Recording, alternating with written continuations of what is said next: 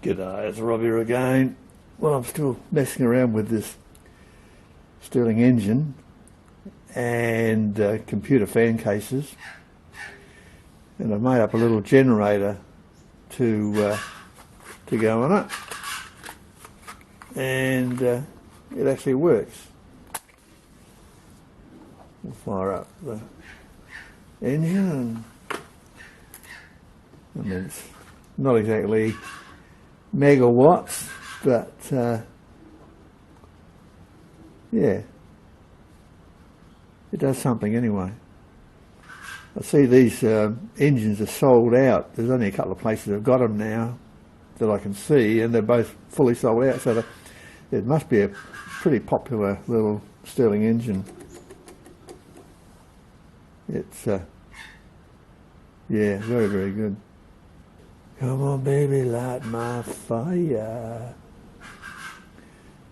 Come on, baby, light my fire. Come on, yes, yes, no. Okay. Now we're cooking. Now she's away. She's away.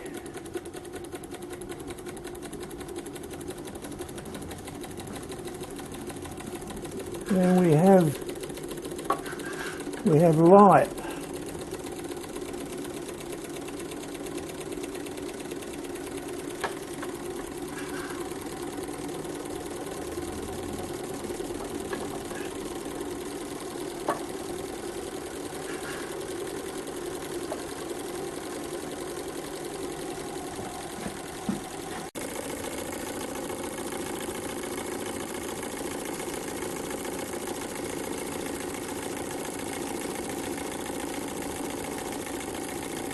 That's just AC.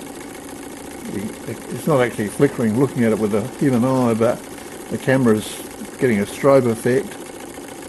I did put a bridge rectifier on it, but it was taking too much out. The diodes were too big. I've got some more somewhere if I can find them, smaller ones, but anyway, it's generating electricity. Pretty amazing.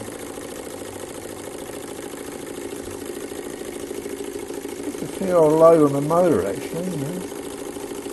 I mean, I've got that on the biggest pulley, and I turned that generator pulley down even further to get more spin out of it.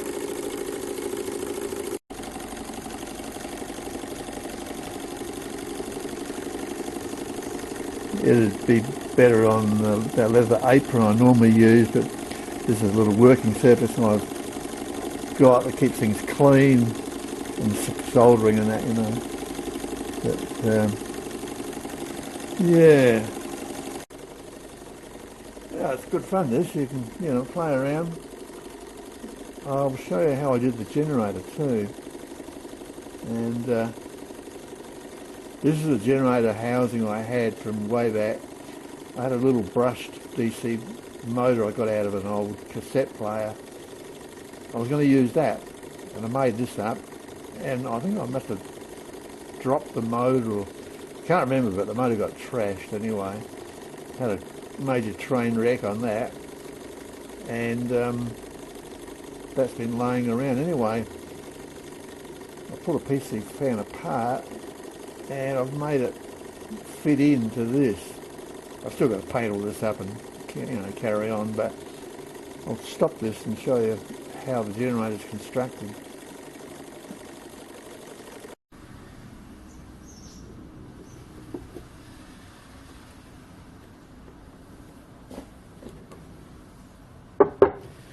Right, I've made this so you can actually pull the shaft out, because it's held in position by the magnets, so it won't move when it's running. So that's basically the magnetic ring that comes out of the motor. I'm machining up a pulley. I used a bit of metal, I think it was a barbecue skewer, Chinese barbecue skewer for the shaft. It's just 3mm, so that was perfect. And this home cast aluminium, just, you know, knock that up. And the actual coils, I took the circuit board off the back of the coil pack. We just use the coil pack, and you just run 2 wires from there's 3 connection points that solder the coil onto the circuit board. Just unsolder the 3 connection points, take the circuit board off, throw that away, don't want it, and just look for the 3 terminals, look for the 2 that have got a single wire going to them. One will have 2 wires, ignore that, just use the ones that got the single and hook up to that, and you'll get AC current out of it, of course. But being a diode, when it's running, the human eye can't even see the direction change, you know. So the LED will only display light, only work in one current flow direction, and because AC it alternates, so it's only actually showing for half a cycle, but to the human eye at speed it's indiscernible. So yeah, that's how I did it. And the actual back of the unit, you can see where I'm seeing a little bearing up, because you've only got a very small bearing area down this end.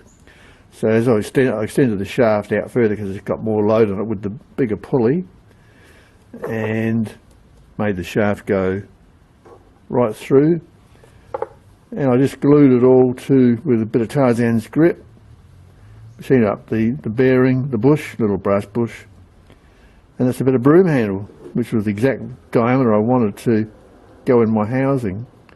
So I just glued that in there. You know, you've got to line everything up properly, of course. And that's how I did it.